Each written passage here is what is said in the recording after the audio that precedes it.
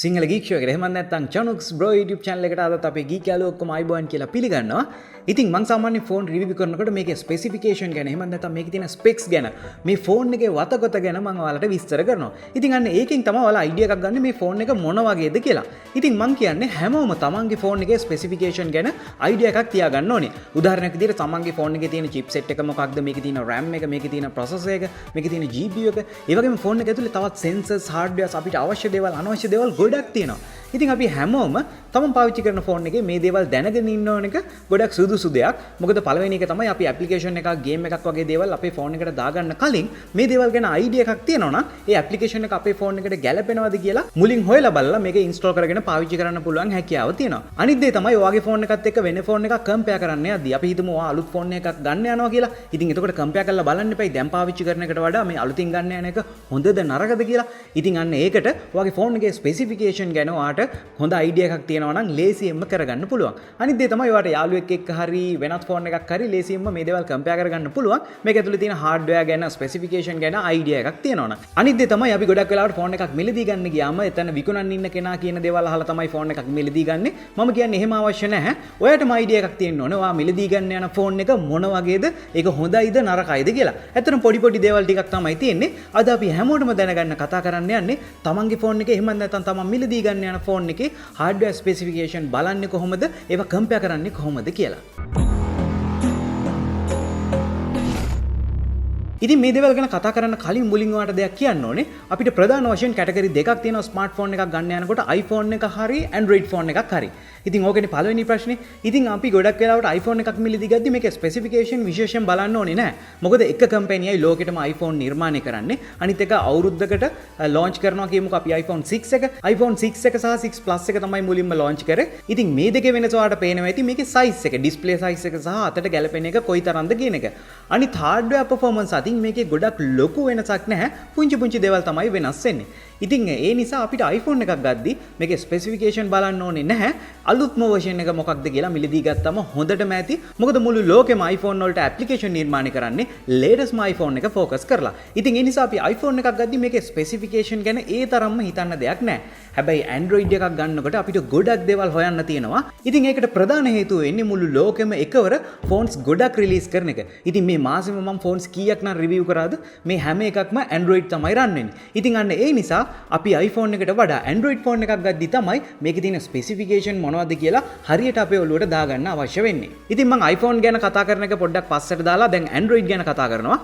මේ තියෙන්නේ අපි App Store එකට ගිහිල්ලා CPU Z කියලා මේ විදිහට search කරාට පස්සේ අපිට මේ result එක බලා ගන්න පුළුවන්. මේක තමයි application එක.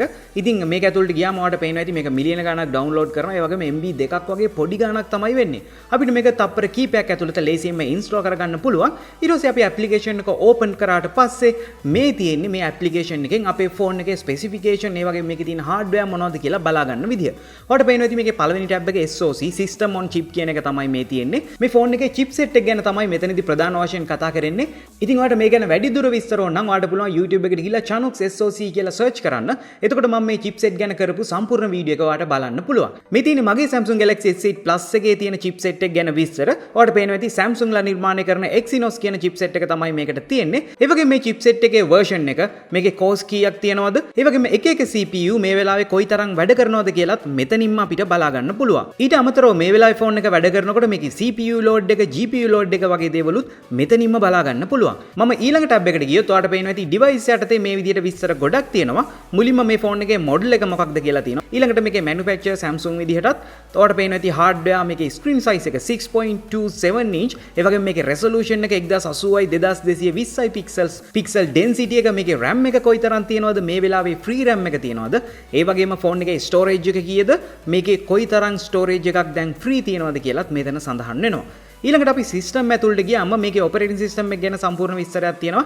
Android 7.0, ඒ වගේම APL level එක 24. මේකේ security patch level එක update වුණ දවස මොකක්ද?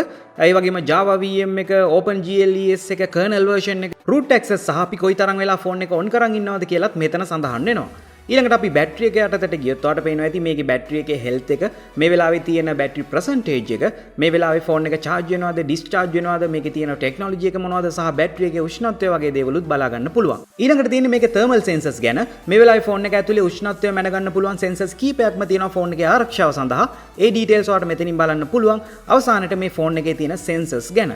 ඉතින් මේ ෆෝන් එකක sensors ගොඩක් තියෙනවා. මම මේ හැම දෙයක් ගැනම වීඩියෝ එකක් කරලා තියෙනවා. Chinook smartphone sensors කියලා ඔයාලට search කරොත් මේ වීඩියෝ එක බලා ගන්න පුළුවන්.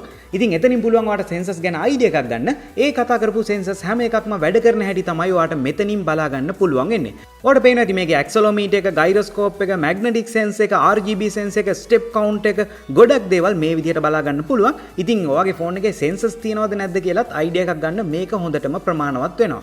මේ application එක ඔයාගේ ඕනම ෆෝන් එකකට දාලා ඔයාලට check කරලා බලන්න පුළුවන්. මේ තියෙන Google Pixel XL එකට දැම්මට පස්සේ ඒකේ පෙන්වන විදිය මේකේ Qualcomm Snapdragon 821 කියන chipset එක තමයි තියෙන්නේ. මම අර කලින් කියපු විදියට හැම දෙයක්ම මේ විදියට මෙතන තියෙනවා. ඔයාලට මතක ඇති Galaxy S8 එකේ තිබුණු octa core එක වෙනුවට මේකේ cores 4යි පෙන්වන්නේ. ඔයාලට පේනවා ඇති මේකේ CPU 4 වැඩ කරන විදියත් මේ විදියට පෙන්නනවා. ඉතින් මම කලින් පෙන්නපු විදියට හැම දෙයක්ම මේ විදියට බලා ගන්න පුළුවන්. තවත් උදාහරණයක් විදියට මම පෙන්නන්නේ Nokia 3 phone එක. ඔයාලට පේනවා ඇති මේකේ තියෙන MediaTek කියන chipset එක. මේකෙත් අර කලින් වගේම අපිට හැම දෙයක්ම බලා ගන්න පුළුවන්. ඔන්න දැන් ඔයාලට ඔයාගේ Android phone එක ගැන සම්පූර්ණ ස්පෙસિෆිකේෂන් විස්තරයක්ම බලා ගන්න පුළුවන් හැකියාව තියෙනවා මේ CPU Z කියන application එක පාවිච්චි කරලා. ඔන්න දැන් ඔයාලට පුළුවන් ඔයාගේ ඕනම Android phone එකකට මේ CPU Z කියන application එක install කරලා මේකේ තියෙන ස්පෙસિෆිකේෂන් මොනවද? එහෙම නැත්නම් ඔයාගේ phone එකේ වතගොත මොනවද කියලා හොයලා බලන්න. ඒ වගේම මම කලින් කිව්වා ඔයා iPhone එකක් පාවිච්චි කරන කෙනෙක් නම් මේ දේවල් ගැන වැඩි උනන්දු වෙන්න එපා කියලා.